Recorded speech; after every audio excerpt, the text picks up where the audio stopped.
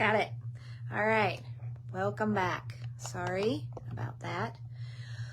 A little faux pas. I have tried for quite some time this afternoon to figure out why it is that I can't go live on my computer when I can so easily do it on my phone. And I think I figured it out. I think what it is my Crooked House Herbals page is a secondary page from my Wendy Wonder page. So for some reason, it's not letting me go live. I set everything up, I do everything like I'm supposed to do, and it won't let me go live. So if somebody has any little helpful hints for me and can coach me on that, I would really like it, because I'd like to be able to go live on my computer and, you know, share my screen and show you different plants that I'm talking about and different things like that. And I so far haven't figured out how to do it and make it work. So what I'll do is, if I have something that I really want to show you, I might just take my phone off the stand and show you on the computer, but we'll try to get by without that. Actually, what you could do is, if you are watching me and you have access to your cell phone, if you're watching me on the computer, or if you're vice versa, if you're watching me on your phone and you have access to your computer, stick by it and pull up your browser, and I can give you links. I can tell you where to go to look at certain things.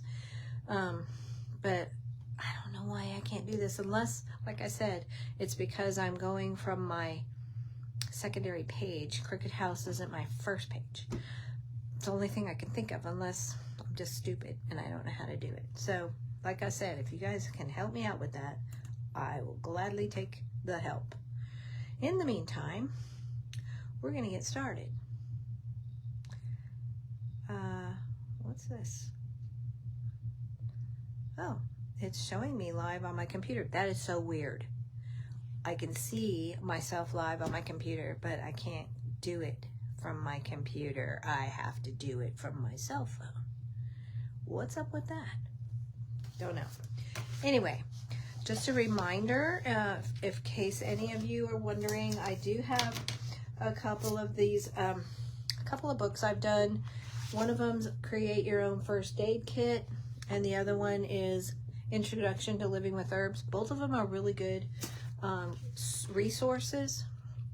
Have a lot of information in here, but it was also done for my classes that I was teaching. I was teaching homeschoolers, so there's some really great illustrations in here that my daughter-in-law Amanda Pascal did, and it makes it kind of fun. Otherwise, it is actually a really good resource. There's a lot of good information in here. You can get them on Amazon. Weeds and Wisdom 1 and 2.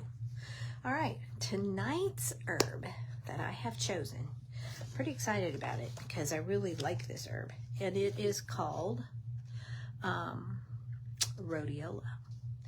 And some of you may know rhodiola, or you've probably maybe have seen it and haven't really known that that's what it was. It looks a lot like a sedum, which is a succulent. Okay. Again, if I had pictures I could show you,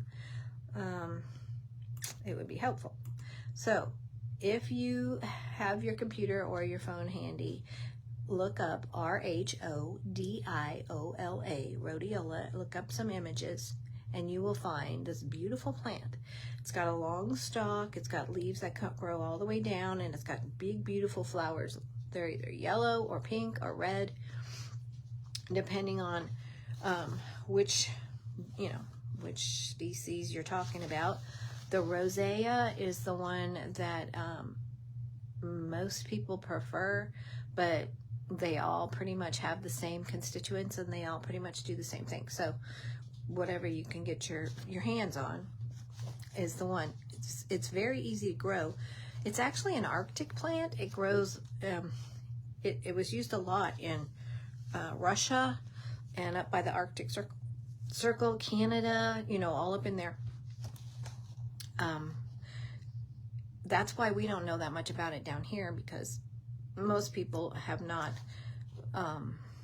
you know, they'll just use something else that has similar effects. But I'm telling you, rhodiola is an amazing plant, and it will do, it does a lot of things that a lot of the other herbs that we talk about do, but it's 10 times more powerful. It's very, very strong in most of its applications, and I think a lot of that has to do with the fact that you use the root. Now you can eat the leaves and stuff. I mean, it's pretty much all edible, but the root is where the power is, and the root is where, if you were looking to do medicinal things with it, I would recommend. So, some of its common names would be rhodiola, of course, golden root, because the roots are a golden color, rose root, stone crop, Arctic root. Those are all names that you may hear, and if you do, you'll know that it's being referred to the rhodiola that we're talking about tonight. The fresh roots smell a bit like roses, and that's probably why it's this one particular genus is Rhodiola rosea, because it does have kind of a hint of a rose smell. I had some really big rhodiola plants growing at my place in Royal. I ended up giving one away to one of my students because I couldn't bear to leave it, and I wasn't sure. I should have brought it, because where I live now it would have thrived, but I'll be growing more because I really, really like it, and it's very easy to grow. I mean, if any of you have ever grown an aloe vera plant, then more than likely you can grow rhodiola without any trouble. You know, those succulents are pretty easy. The part you use, again, like I said, is the root. Generally, you'll dry it and it'll be used like in a capsule form or in a tincture form. Okay, those are its two typical applications. I imagine you could do some other stuff with it, but those two are pretty easy, and that's what I would recommend. In a tincture, excuse me, you would use the dried root in a 1:5 ratio. Okay, so 1 part rhodiola to 5 parts alcohol. 50% alcohol is probably all you need for that. Like I said, this particular root is very strong. It's very powerful, and almost absolutely no contraindications or side effects or anything, nothing worrisome. That's what's so great about it. And really easy to grow. So I recommend, you know, I'm going to say, if you've got the means to try to grow some, I would say do it. It's going to definitely want to be, you know, don't put it in the blazing sun. Let it be in a shaded area, preferably maybe on the north side. It likes the cold. So, you know, it's easy. It's a really easy plant to grow. So 30 to 40 drops 3 to 4 times daily would be the dosage, depending on what you're treating with it. And it likes high altitudes too. So if you are watching and you're, you know, you're in one of the higher altitudes, Colorado or Idaho, someplace like that, rhodiola, you could grow it really easy. Let's see, what else can I tell you about it? Right. Okay, so if you're not able to look at it, again, I apologize. I don't know. I got to work on that. But I would say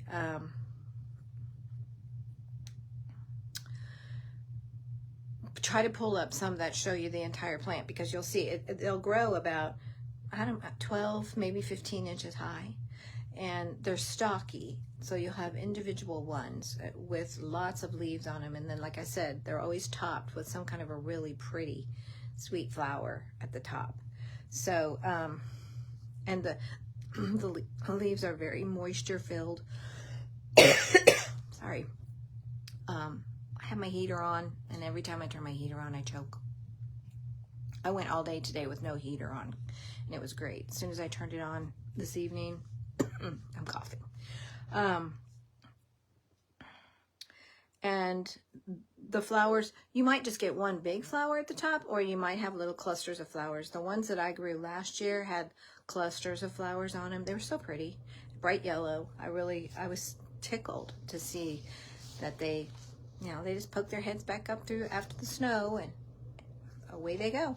And they'll just keep, it's like an aloe, they'll just keep growing and proliferating.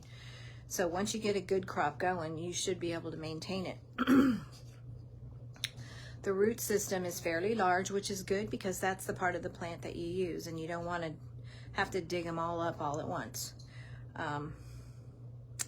If you've got good nutrient-rich soil, and they're not having to struggle too hard to grow, you'll have plenty of roots to do. And the farther north you go, the fewer roots you might have. They'll still be good and strong and hardy, but I'm gonna say mid part of the country and high elevations, primo, optimal place to grow them.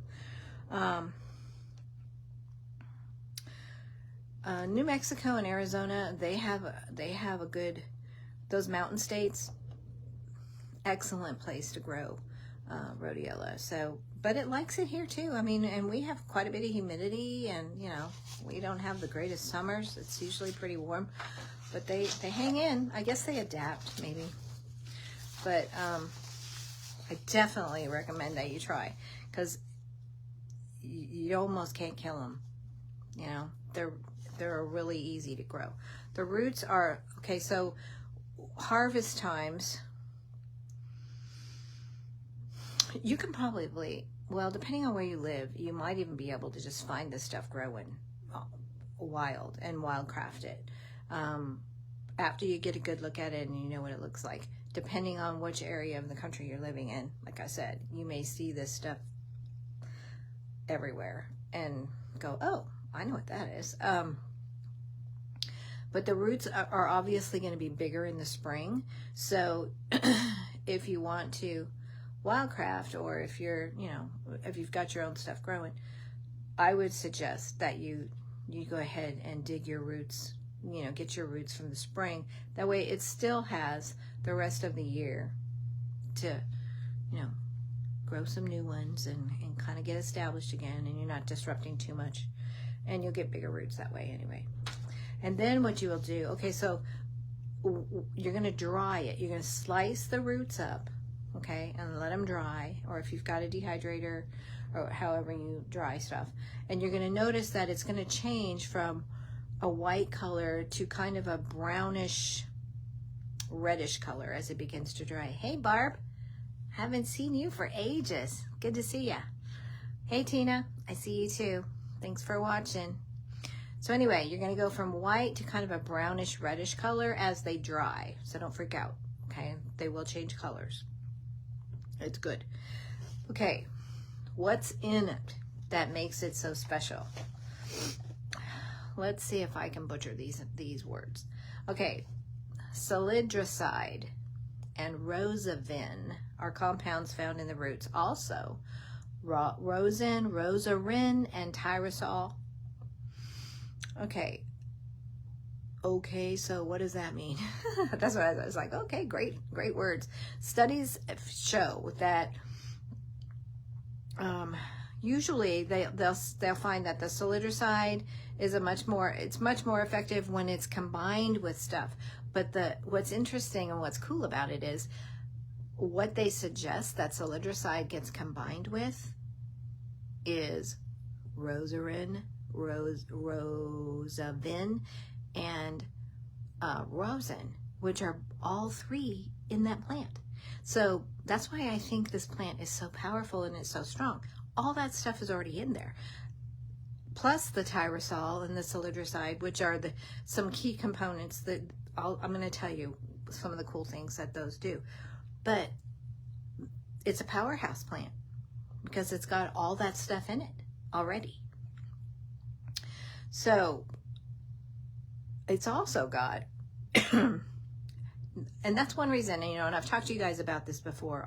I say it every week, it seems like, but that's one reason that herbal medicine and an herbal lifestyle is so much more beneficial for you, because you use the whole plant. You know, when you start extracting things out of plants is when you create side effects. You know, you might get a stronger effect.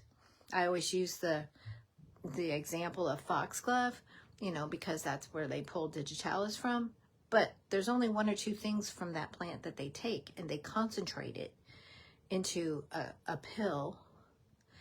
And then you have this concentrated form of those one or two constituents, and you don't have the rest of the plant offering the checks and the balances.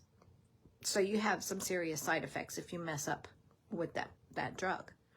And that's how they make drugs, is they extract certain things out of plants, and they concentrate those certain components, and then they, you know, create a drug. Well, yeah, and then you get this laundry list of side effects and things that could happen. But herbs, you know, when you're using a whole herb, it already has its checks and balances. It already has the things in it. So if you're using the whole herb, you're covering all your bases, and you don't end up with that problem, you know, unless you're eating an herb that's, you know, out the door toxic, like hemlock. You know, you don't want to eat hemlock. So, but all other types of herbs will have its own built-in checks and balances. So you won't have the trouble. You won't have the concern of side effects or, you know, other problems like that. It's also got, there's so many compounds in the root of this plant. There's 85 essential oils, and there's probably another 50 water-soluble non-volatiles.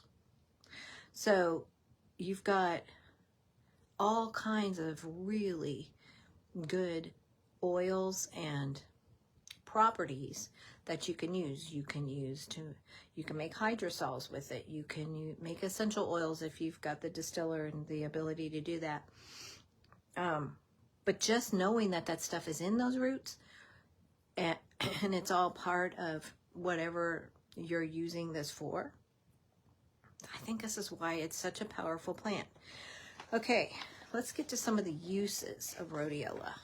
By the way, those of you that just joined us, we're talking about rhodiola tonight. Best kept secret. It's been used for a long time in Chinese medicine and in Russian medicine. Both of them have caught on long ago. And of course, they also have, you know, the weather that is conducive to growing it, the Arctic roots. But they have embraced it mainly for its adaptogenic properties. So let's talk a couple minutes about adaptogens. Those of you guys that have taken my classes, you know what an adaptogenic herb is. But that is an herb that helps your body and your system deal with stress of any kind, whether it's the disease, you know, stress from a disease, or just physical stress from physical work, or mental stress or emotional stress, any kind of stressors, the things that cause your body to malfunction, you know, like you've got to, you have to go, you've got to go sideways at times because your body can't handle certain things. Well, adaptogenic herbs help stabilize you, help keep you, all of your internal organs working the right way, help your central nervous system function the right way. Your brain is getting all of the things it needs. That's what adaptogenic herbs do. Very good. And I don't know how anybody could live in this world right now with the stuff that goes on and not have some adaptogenic herbs in their cabinet. Seriously. But that was the main enticement, the main interest in rhodiola at first was because it's an adaptogenic herb. Also, it makes it one that can be easily combined with other herbs. It will enhance the overall function. It's just also in things like endurance, you know. If you've got the type of lifestyle where you really do need a good amount of endurance, which I don't know many of us that don't need that.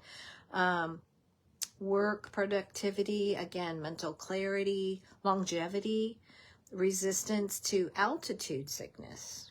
That's another one, which I thought was interesting. But that is, you know, it makes sense. It's an adaptogenic thing, you know. I know that my son and my daughter-in-law, they did the trek up to up Mount Everest when they were living in Nepal. They almost made it, but then Mandy got very, very sick. She got altitude sickness, and Tyler literally had to carry her down. I mean, until they got down to where they could get a horse or a donkey or whatever it was to ride down the rest of the way to get to a safe place for Mandy. It was very scary. And so that's something interesting, you know. If you're a hiker, if you do a lot of high altitude stuff, it might be a good idea to take adaptogenic herbs, something with you that you can consume to help your body, you know, deal with that stress of the different altitudes. Fatigue, depression, anemia, impotence, GI tract ailments, infections, and like nervous afflictions when your central nervous system is affected. Many, many ways that this cute little succulent is used. Here's some more. Okay, adaptogenic, I've already got that. This is alphabetical. Adrenal protectant, anti-cancer, antidepressant, anti-fatigue, antioxidant, a very strong antioxidant, anti-stressor, a cardiotonic, so it's a tonic for your heart, okay, endocrine tonic, ergogenic, it's a hippocampal protectant and a tonic. So your hippocampus, okay, that's what I'm saying. It's like, it's a total body good for you herb. But I like the way that it's very specific to our different systems. Okay, you've got the hippocampus, immune tonic, mental stimulant, a mitochondrial tonic and a protectant, muscular stimulant, nervous system tonic, and a neural protectant. So there's a lot about this herb that protects those very delicate, vital systems in our body. Your central nervous system, if it goes wacky, you got problems. And it's not, you know, those of us that have chosen to go to live naturally and to allow our body time to heal itself, which we know it is totally designed to do, without interfering in that process too much with drugs or chemicals or, you know, toxic things. Sometimes that process is, you know, it takes longer because you're not using steroids, or you're not using, you know, things that can make things happen faster possibly, but they're more like Band-Aids. You know, they're not long-term fixes, and they're not giving your body the tools that it needs to do its own mending and its own healing. So natural healing and natural living, I'll just say that, it's not a speedy thing. It's a consistent thing. You know, it's a consistent way of life. You can't go and trash your body, whatever that means to you, you know, and then come back and go, oh my, you know, I've got a headache, my stomach hurts, I'm running a fever, or I'm doing this, or I'm doing that, and just be surprised by it, because our bodies aren't designed to have to deal with that stuff. So it's we have to be careful, you know, not to think that, well, it's a choice. It comes down to that. It's just a choice. You choose to live an abusive lifestyle in that sense, and then you go run to the doctor and get some kind of a shot or a pill or a Z-Pack or whatever you got to get to fix your boo-boo. Or you can learn to live and listen to your body and live naturally and give your body the time it needs. I've told you guys this many times before. You get new cells every 11 months. So think about that. Those of you that can process that, all right? If you do that and you're replicating cells, you've got the option to make those changes, and it's going to be, you know, it's going to be incremental. It's not going to happen overnight. And as you move in a different direction, a healthier direction, your body will produce the healthy cells. And eventually, the issues that you're dealing with will be less and less and less, until eventually they might even just be gone. So, and it's the same thing. I was talking with someone this week about cancer. And, you know, those of you that know my story know that I had cancer, and I chose a natural protocol. And literally, after I got my mind around it and I realized what I was doing, I starved it, because cancer has to feed.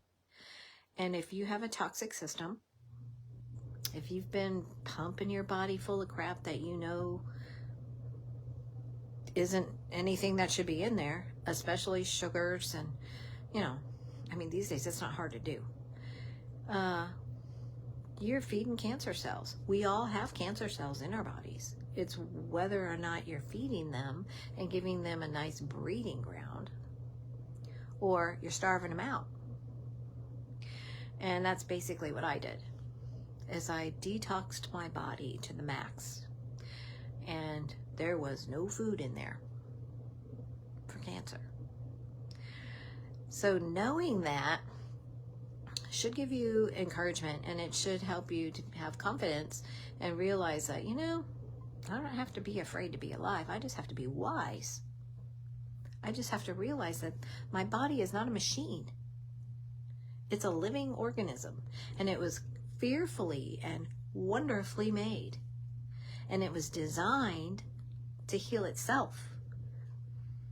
It wasn't designed, though, to have to consume all the toxic things that we put in our bodies. And some of it, we don't, you know, I don't have to go there.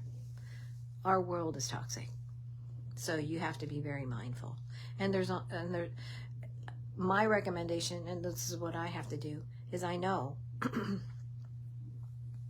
as much as I try to drink good water, and, you know, I drink distilled water, and I take care of my body as much as I can, I still know I'm consuming toxic stuff. And I know that where I used to just, you know, I quarterly do a 3-day cleanse, I probably need to ramp it up.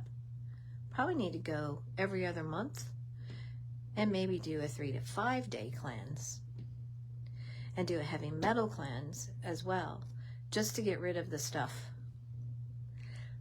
And that leads me to the next thing about rhodiola. Rhodiola is possibly a synergist, because it's a very strong inhibitor of CYP3A4 and P-glycoprotein. Okay, so I looked that up, because no, I don't know what that is. So I looked up the CYP 3A4.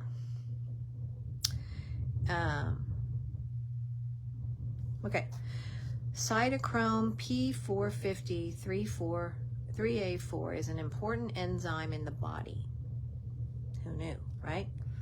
Mainly found in the liver and in the intestines, which humans is encoded CYP3A4. It oxidizes small foreign organic molecules such as toxins or drugs so they can be removed from the body. It is highly homologous to CYP3A5, another important enzyme. Okay, I'm going to stop right there. And without getting myself kicked off Facebook, which I almost did last week, I'm going to say this. Those of you that may have, for whatever reason, had some certain jabs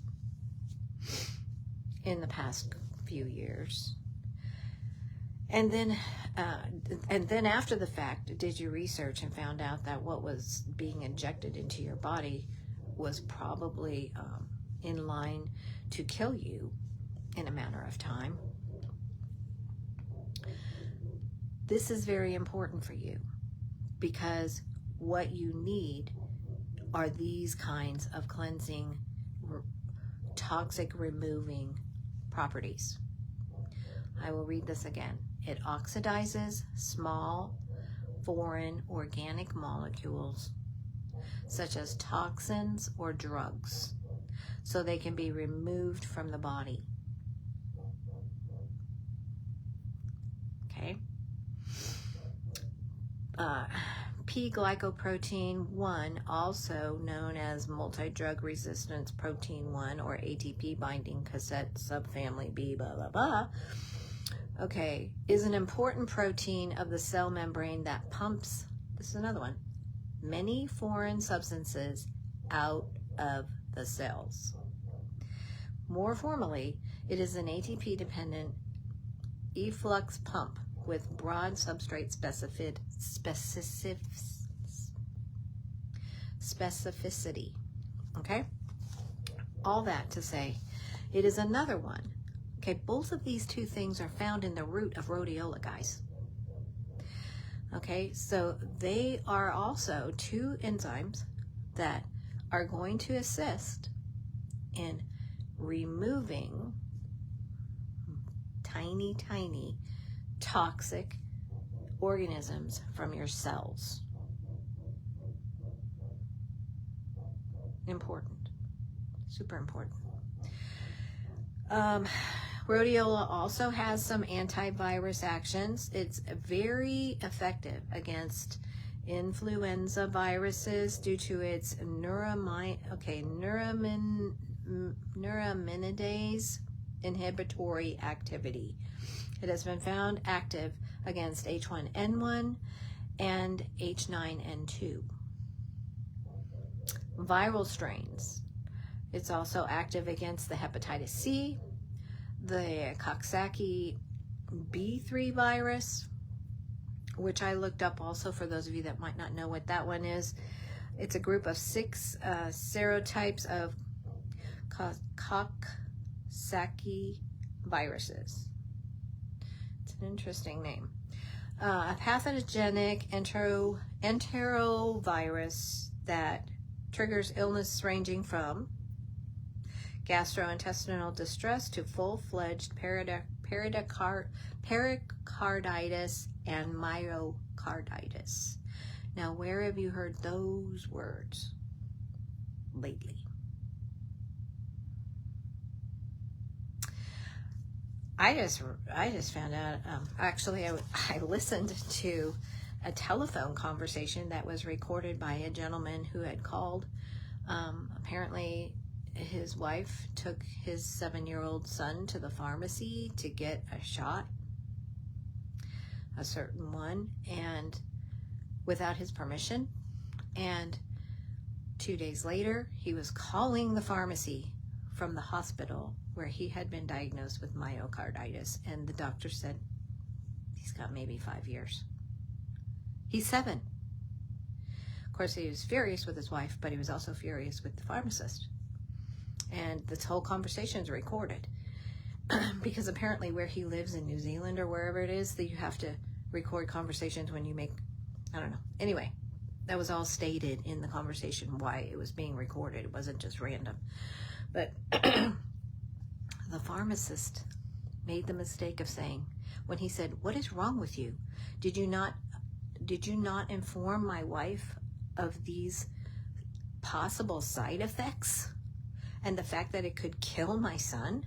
Did you not also know that no child under 7 had ever died of COVID?"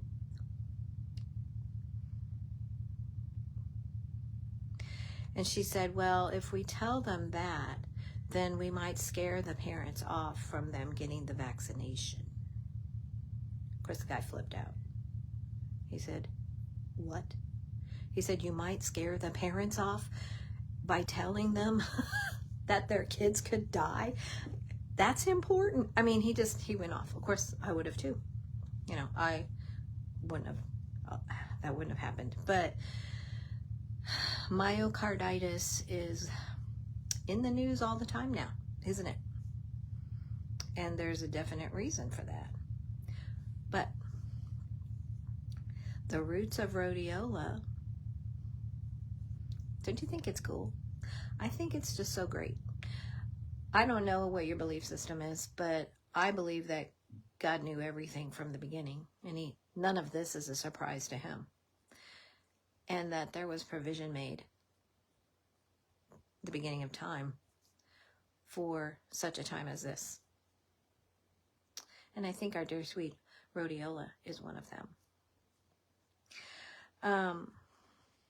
Let's see what else I can tell you about it.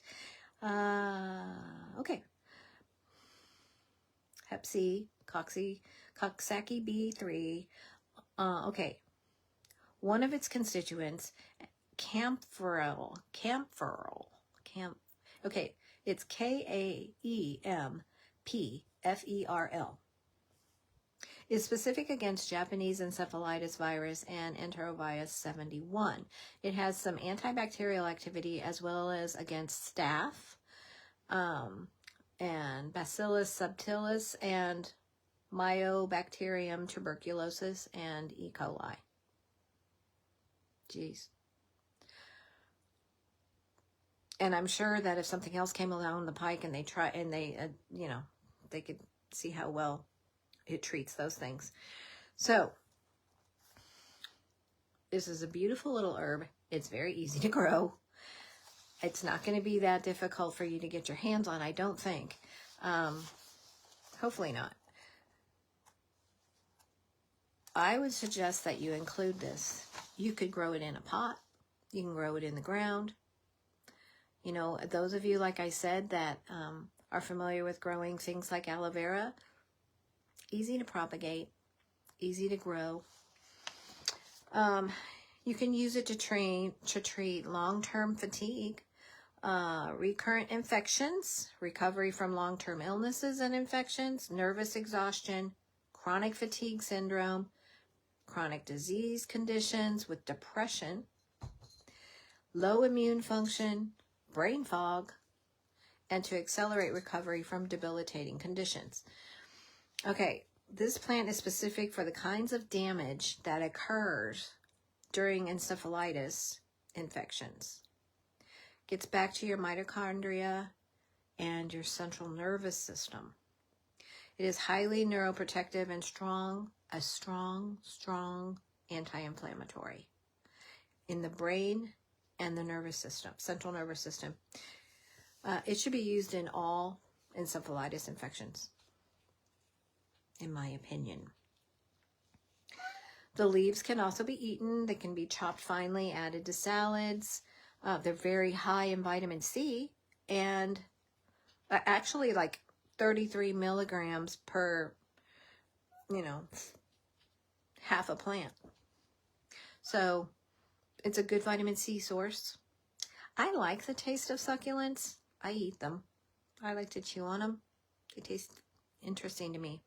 I know some of my classes, some of my students, I would make them eat aloe vera, and that was an interesting it was fun to watch. But, they kind of have a little bit of a tangy taste, I guess. Okay, so you need to remember as the days progress. You know, even if you know somebody that may have been diagnosed recently with myocarditis or one of those other issues, or is having issues with their central nervous system. There are lots of other diseases that are directly related to those dysfunctions. Rhodiola. And it's actually really fast growing too. You can get a pretty good sized plant in one season, 1 year. Okay. If you have any other questions about any of that stuff, you are always welcome to email me at wendy@crookedhouseherbals.com, or you can message me on our Crooked House Herbals Facebook Messenger. Those of you that have my number, call me, text me. I'm here to help you and to give you information that I think is worthwhile. It's not just, you know, it's not just knowing stuff, but it's stuff that you might be, it might be very timely for you. I don't know where everybody's at, but I know where the world's at, and I know some of the things I'm struggling with. Oh, and I was going to give you the borax update. That might have been why I got notified from Facebook that I was not being a good girl. I've been doing my pinch of borax. I'm thinking it's not quite like a quarter of a teaspoon that I've been putting in my drink in the morning. So far, I haven't really, I have no negative effects at all. I have been sleeping pretty well through the night. Like, I haven't been getting up at night to go to the bathroom or anything, which is a notable thing, especially at my age. But I'm going to continue. I'm going to keep doing it because we'll see what happens. I mean, I've been reading some pretty good things about it, so we'll see. The other thing I wanted to bring to your attention that I came across yesterday, I think it was, I thought, ooh, this is really interesting to know. Okay. I've come across a lot of people in the last 12 years that have rheumatoid arthritis. And, you know, at different degrees, different levels of pain and functionality. But there was a woman that a friend of mine told me about who had pretty bad rheumatoid arthritis, and for years her medication from the doctor was hydroxychloroquine. Okay, and that's what she was taking. So when all of this came about was, of course, when COVID came out, and you know, she wasn't getting sick because she was already on that medication. So they, you know, I mean, that was her arthritis medication. And I started to think about that, and I wanted to share that little piece of information because I do have a natural product that is a natural version of that. It's called Q-Piney-Mectin, and it is a combination of things that acts like the natural version of hydroxychloroquine and ivermectin. But it's natural. It's all natural stuff. And it's a syrup. So if that is something that you are, but I never thought of it in terms of being something that might help RA. So if any of you guys are interested in trying something new and you happen to have rheumatoid arthritis and you want to give it a go, get on my website, www.crookedhouseherbals.com. Go to the, I don't know if it's in the antivirals or if it's in the daily living, but it's called Q-Piney-Mectin. And go ahead and, you know, set up an account and order some from me, and then let me know. Document what's going on with you. I mean, either way, it's going to protect you from other things that are, it's very antiviral.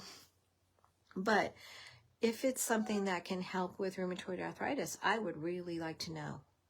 I don't have RA. So it's not something I can try out on myself like I usually do. I usually try everything out on me first. I don't ever ask anybody else to do that. But I take cupennymectin 3 or 4 times a week. But I don't have RA. So I don't know. But if anybody out there watching does, or knows of somebody that does, and wants to try some and let me know, I really would like to know if it has any other benefits, because apparently the combinations of those two things have been used as a treatment for a long time, and nobody knew that. All right, I wish I could take questions. I don't know if I can. Let me see if I can take any questions. I can see who's watching. Somebody want to try asking me a question, and I'll see if it comes up on here. Anybody got any questions? I could try opening it up here too.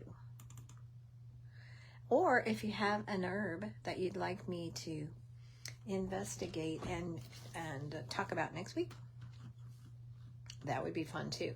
Let me know. Send it to me now. See if I can get this to open. See if I can get your messages.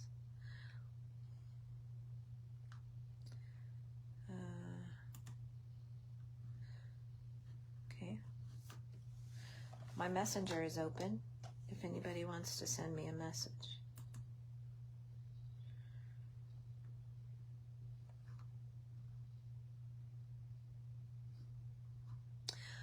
Okay. All right. So, rhodiola, and we covered a litany of things that this very, very powerful herb can address. You want to use the root of it. You want to harvest the roots in the springtime. That flower that comes on it, that grows on the top of it, will reseed it. So if you've got it growing in a nice little patch, like under a tree or something like that, then you'll probably see more come up in the next year. It also is very antiviral. It's a great adaptogen, and we've covered what adaptogen herbs do and how important they are, especially in today's world. Anybody that has a completely stress-free life, I would like to meet you. Because, I mean, I think my life's pretty good, but I still have my own stresses. And adaptogenic herbs really do help. There are many. Ginseng is one of the ones that usually is the go-to adaptogen that people will, automatically think of ginseng when you talk about adaptogens. But if you're going to use rhodiola for other things, and it's a really, really strong one. That's what I'm saying. It's the best kept secret. I mean, it's awesome. So I really hope that you guys will be encouraged and inspired to add that to your spring list of things to plant. And if you live in an area of the country where you can actually wildcraft it, do it this spring. Get out and wildcraft some rhodiola root and dry it. You can tincture it. You can grind it up and use it in capsules. I don't like making capsules. It's not my favorite thing. I do it, but I don't like it. I'll just be honest. Unless I have some good music playing or something, or I can listen to something else while I'm doing it, because you just have to sit there and make capsules. Crystal, thanks for contacting us. I can see, let's see, what is your question? Did you just ask me, can you see this question? Because I can see that. Ask me something else. Yes, I can see your question. Let me see if I can answer you. Okay. Well, you guys, seriously, if you have something that you would like me to address in our Weeds and Wisdom sessions, this was week 2. We've got 7 more to go, and then we'll wrap it up at 9. But I would love to do a deep dive into some things that you're interested in, or if you don't really know or if you've got some kind of an issue, but you don't know what herbs to use for it, let me know what that is too, and we will address that that issue and the complementary herbs and treatments that you can use to naturally heal yourself, because nature heals you best, and we love that, don't we? It does give you power. It gives you control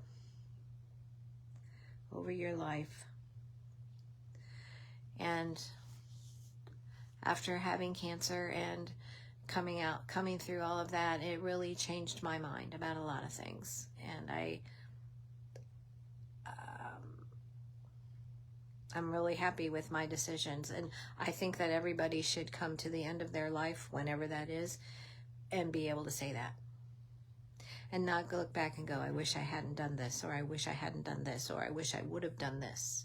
You know, as far as your health goes, you know, we all make decisions that we kind of wish we hadn't done sometimes, but your health is it's in your control, and you can do something about it. And I'm here to help you. I am a master herbalist, been doing this for 12 years now, and every day's a learning day. I'll never stop learning, and I'll never stop growing. So I'm a good resource, and feel free to call me or get a hold of me however you need to, and I will do everything I can to help you on your journey. I promise. All right, ladies and gentlemen, I guess we will call it a night.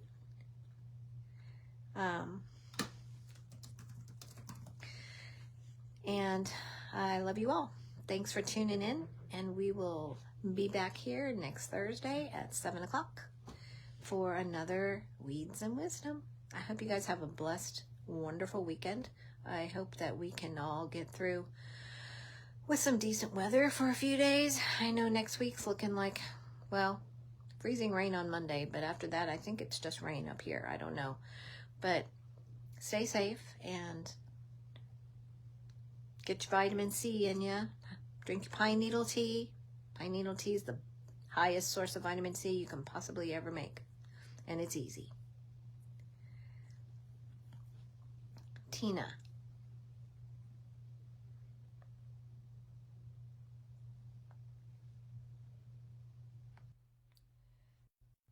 Okay, Tina, are you there? I'm not sure if I'm doing this right, because I'm having to use my cell phone.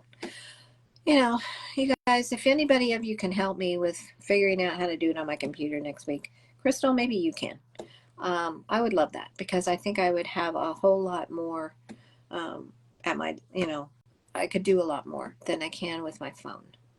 But thank you guys for tuning in, and thank you for being here. This will be uploaded onto the Crooked House Herbals YouTube channel, which if you haven't visited that channel, you might want to. I've got lots of other videos on there from past series that we've done, and good information. This is the kind of information that never gets old. So feel free to go back and peruse, and this will be up in just a day or two. All right. God bless, guys. Love ya. Take care.